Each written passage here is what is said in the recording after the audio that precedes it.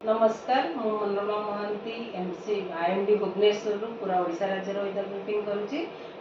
जदि देखा गत 24 घंटे अधिकांश स्थान में हल्का मध्यम धरण वर्षा होगा सहित 4टी स्थान में प्रबल वर्षा रेकर्ड कर सर्वाधिक वर्षा रेकर्ड कर कलाहांडी जिले में रामपुर ठारे 96 मिलीमीटर।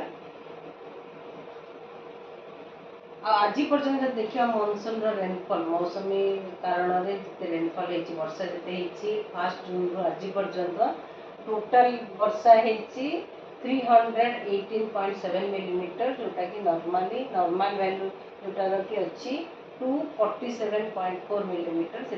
आम राज्य में पूरा 29% एक्सेस रेनफॉल रेकर्ड करा वर्तमान गोटे अपर एयर साइक्लोनिक सर्कुलेशन रही northern part of Gangetic West Bengal आखापाखी एरिया रे जोटार कि height 5.8 kilometre above mean sea level रे रही आउ टिल्ट करुच्ची southward with respect to height. वर्तमान आगामी 24 घंटा देखा पूर्वानुमान अधिकांश स्थान में हल्का मध्यम धरण वर्षा रहा सहित प्रबल वर्षा गोटे कि दुईट स्थान में संभावना रही जमीक सुंदरगढ़ झारसुगुड़ा देवगढ़ बरगढ़ संबलपुर सोनपुर बौद्ध बलांगीर कलाहांडी और कंधमाल जिले में सहित बिजुली घड़घड़ी रही संभावना रही पूरा आम नॉर्थ ओडिशा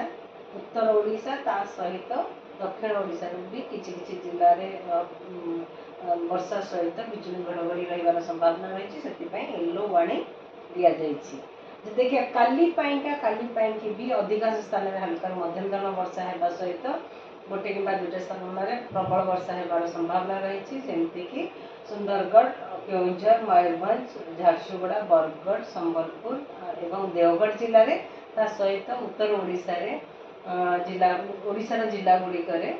बिजुली घड़घड़ी सहित झटका पवन 30 ରୁ 40 किलोमीटर पर आवर भी रही संभावना रही येलो वार्निंग दि जाइए। 6 तारीख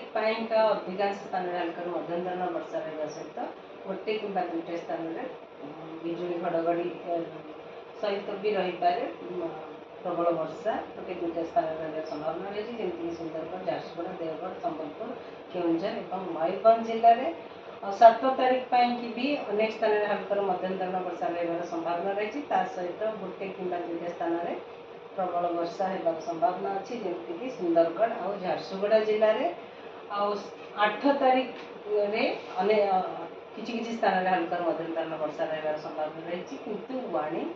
आज ऑफ नाउ जो देखा वार्निंग किसी ना प्रबल वर्षार